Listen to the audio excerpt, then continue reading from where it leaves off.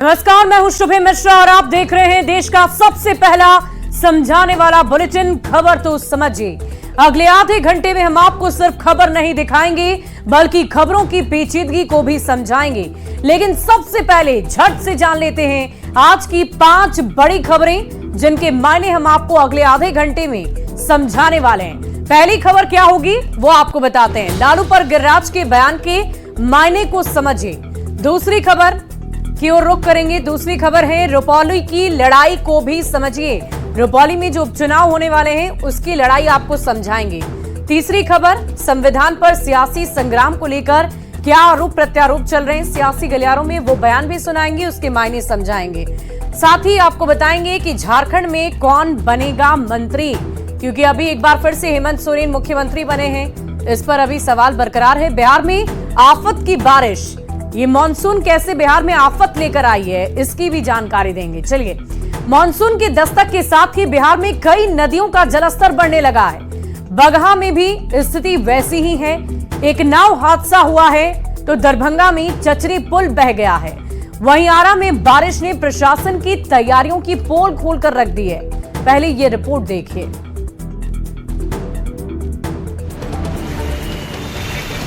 Nepal barrage से लगभग 3 lakh cusec पानी छोड़ा गया है, जिससे गंडक नदी में जल स्तर बढ़ने की संभावना है। अतः आप लोग से अनुरोध है कि अपने जान माल की रक्षा के लिए ऊंचे शरण स्थल पर जाने की कृपा करें। बारिश ना हो तो दिक्कत, बारिश हो तो आफत। हर साल बिहार की यही कहानी है। महज कुछ दिनों पहले तक सूरज की तपिश से तपते बिहार के लोगों को मानसून की पहली बारिश ने थोड़ी राहत तो दी, लेकिन आफत के साथ।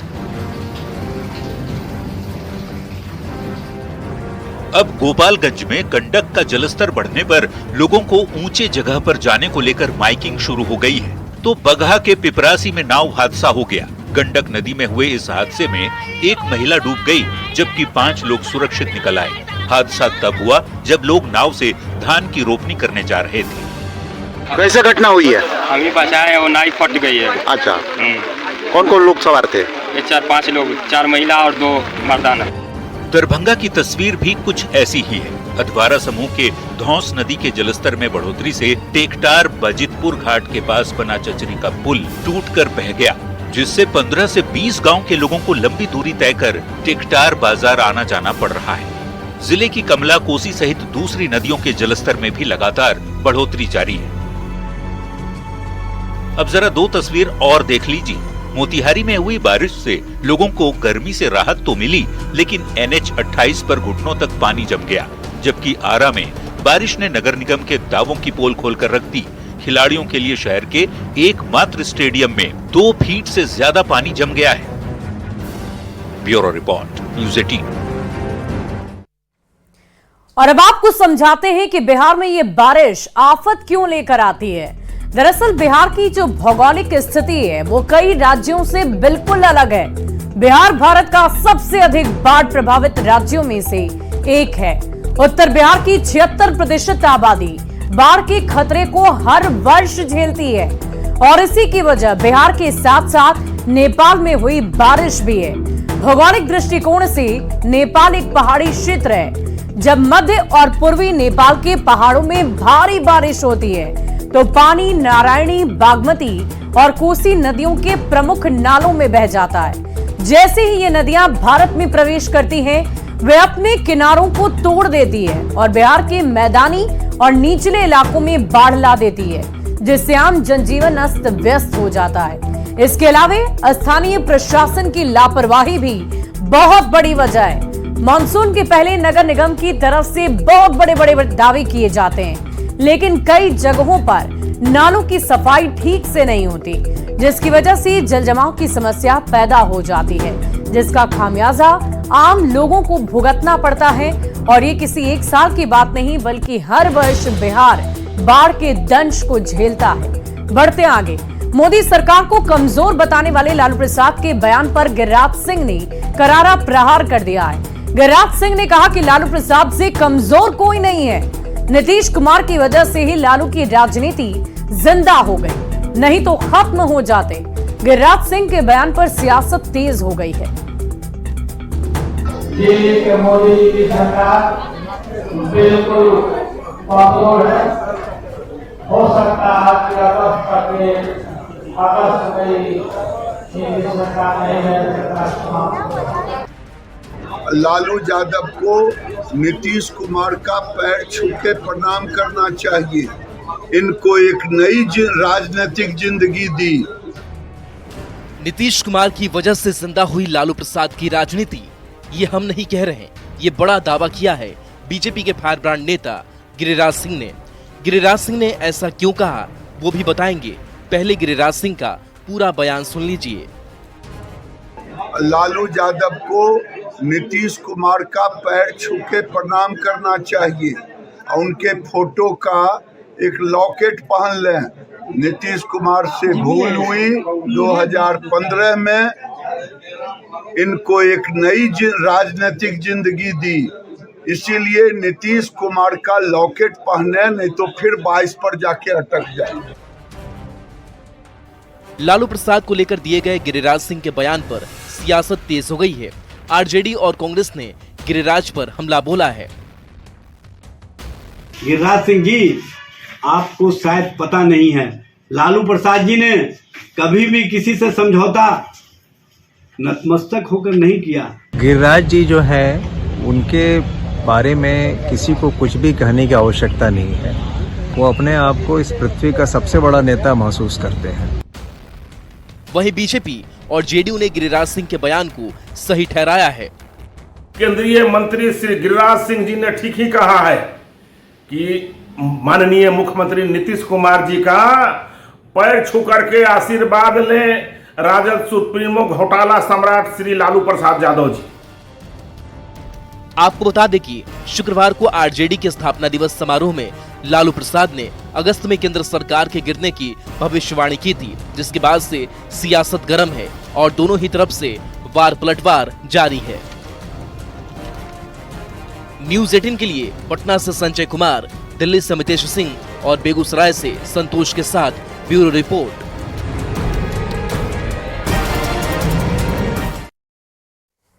और लालू पर गिरिराज के बयान के मायने को समझिए। 2005 के पहले बिहार में आरजेडी का शासनकाल था। 1990 से लेकर 2005 तक बिहार में लालू परिवार का ही शासन रहा है और 2005 में नीतीश कुमार ने बीजेपी के साथ मिलकर लालू परिवार को सत्ता से बाहर कर दिया। 2010 के विधानसभा चुनाव में तो आरजेडी महज 22 सीट पर ही सिमट गई और लगातार मिल रही हार की वजह से आरजेडी में भगदड़ की स्थिति पैदा हो गई थी। लेकिन इसी बीच एनडीए से अलग हुए नीतीश कुमार ने लालू प्रसाद से हाथ मिला लिया और 2015 के विधानसभा चुनाव में आरजेडी के सीटों की संख्या में बढ़ोतरी हुई और सरकार में शामिल होने का मौका भी मिल गया। अब जबकि 2024 में लालू प्रसाद ने एनडीए सरकार को कमजोर बताते हुए अगस्त तक सरकार गिरने की भविष्यवाणी की, तो गिरिराज सिंह ने लालू प्रसाद पर पलटवार करते हुए पुराने दिनों की याद दिला दी है। गिरिराज सिंह ने कहा कि नीतीश कुमार ने 2015 में समझौता नहीं किया होता तो लालू प्रसाद की राजनीतिक पारी कब की समाप्त हो गई रहती। बढ़ते आगे, बिहार की एकमात्र विधानसभा क्षेत्र रुपौली सीट के लिए 10 जुलाई को वोट डाले जाएंगे। विधानसभा उपचुनाव के लिए एनडीए नेताओं ने पूरी ताकत झोंक दी है। नीतीश कुमार, जेडीयू के कार्यकारी अध्यक्ष संजय झा सहित डिप्टी सीएम सम्राट चौधरी ने एक साथ रुपौली की जंग में ताल ठोकी।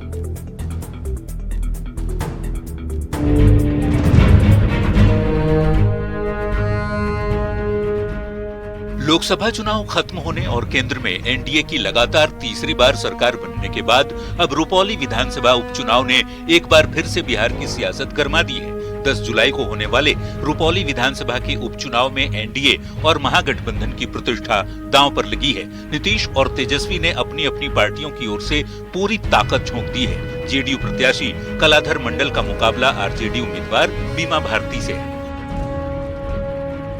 शनिवार को रुपौली की जनता के बीच पहुंचे सीएम नीतीश कुमार, जेडीयू में नंबर 2 की हैसियत रखने वाले संजय झा, बिहार के डिप्टी सीएम सम्राट चौधरी सहित एनडीए के कई नेता, सभी ने जेडीयू नेता कलाधर मंडल के पक्ष में वोट देने की लोगों से अपील की। कलाधर मंडल जी को विजयी बनाइए, हम इसी के लिए आप सबको अनुरोध करने आए हैं। अब आप जानते हैं कि भाई ये रुपौली में ये जगह क्यों खाली हो गया। आप जिसको लगातार हम बनवा रहे थे रुपौली से, 3 बार जो बन गई थी, इसी बार हम लोगों को छोड़ करके भाग गई एमपी बनने के लिए। तो एमपी तो नहीं बनी, तीसरे नंबर पर रही। इतना हम सबको इज्जत देते रहे, देखिए हमको कोई छोड़ के भागता है तो गड़बड़े नंबर है। और ये बदला लेने का समय है साथियों, क्योंकि आज यदि कलाधर मंडल जी को यहां से आप चुनाव जिताइएगा तो हम आश्वस्त करते हैं कि बिहार के मुख्यमंत्री नीतीश कुमार जी की ताकत बढ़ने वाली है।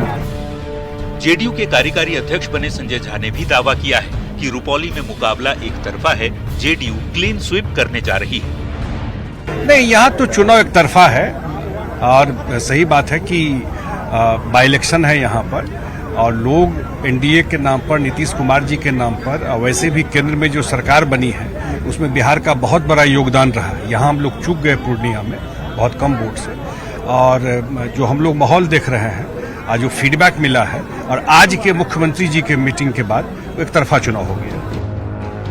दरअसल रुपौली से जेडीयू की विधायक रही बीमा भारती ने लोकसभा चुनाव में पार्टी छोड़ आरजेडी से हाथ मिला लिया था। पूर्णिया लोकसभा सीट से चुनाव लड़ी पर करारी हार का सामना करना पड़ा। अब खाली हुई रुपौली सीट पर होने जा रहे उपचुनाव में एनडीए के नेता जी जान से मैदान में कूद पड़े हैं अपनी प्रतिष्ठा बचाने। न्यूज़ 18 के लिए पूर्णिया से आनंद अमृतराज और कुमार प्रवीण की रिपोर्ट।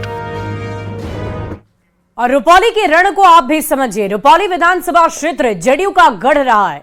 2010 से ये सीट जेडीयू के पास रही है और जेडीयू के टिकट पर बीमा भारती चुनाव जीतती रही है।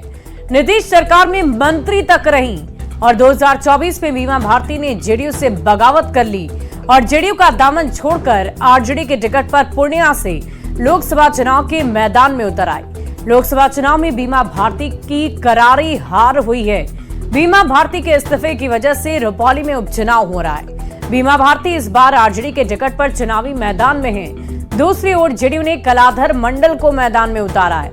नीतीश कुमार ने रुपौली में सभा कर कलाधर मंडल को जिताने की अपील कर दी है। साथ ही साथ कई दिग्गज नेता भी वहां पर मौजूद रहे।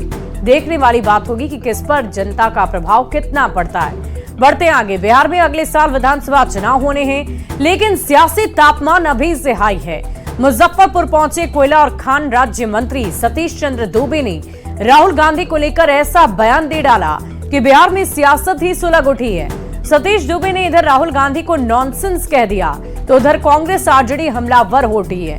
ये रिपोर्ट देखिए।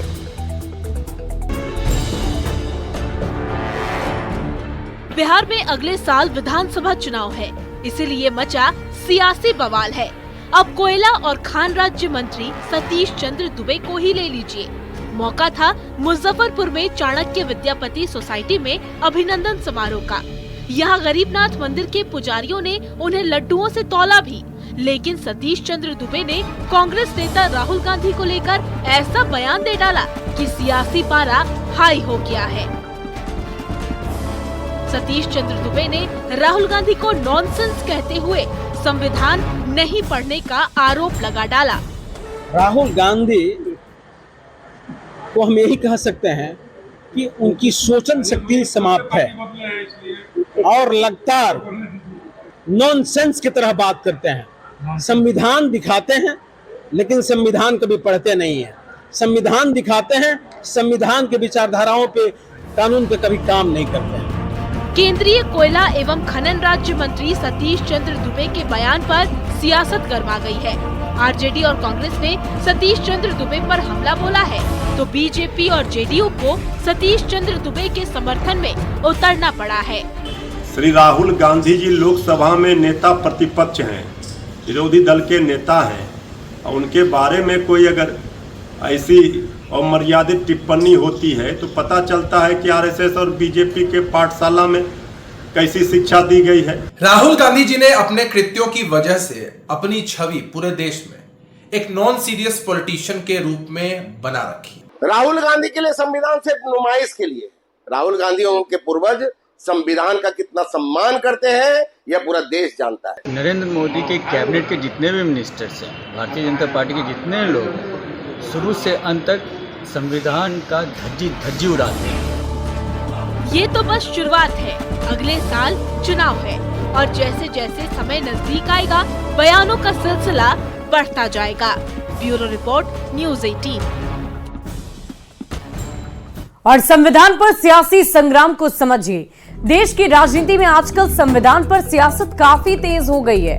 विपक्ष खासकर कांग्रेस के नेता संविधान की खूब दुहाई दे रहे हैं। कांग्रेस नेता राहुल गांधी बीजेपी पर संविधान खत्म करने का आरोप लगाते रहे। राहुल गांधी ने संसद सत्र के दौरान कई दफा संविधान को दिखाकर, उसकी प्रीति दिखाकर बार बार विरोध जताया है। राहुल के आरोप पर बीजेपी के नेता पलटवार करते रहे और इसी क्रम में सतीश चंद्र दुबे ने भी अपना बयान दे डाला है। सतीश चंद्र दुबे ने कह दिया कि राहुल गांधी संविधान पढ़ते नहीं हैं, सिर्फ लहराते हैं। हालांकि इसी क्रम में सतीश चंद्र दुबे ने विवादित शब्द का इस्तेमाल कर दिया। अब सतीश चंद्र दुबे के बयान पर सियासत काफी तेज हो गई। विपक्ष के नेता निशाना साध रहे हैं तो सत्ता पक्ष के नेता सतीश चंद्र दुबे के बयान के साथ खड़े हैं। बढ़ते आगे, हेमंत कैबिनेट का विस्तार 9 जुलाई को हो सकता है, लेकिन चुनावी माहौल में कैबिनेट विस्तार पर फैसला लेना इतना आसान नहीं दिख रहा। ये रिपोर्ट देखिए।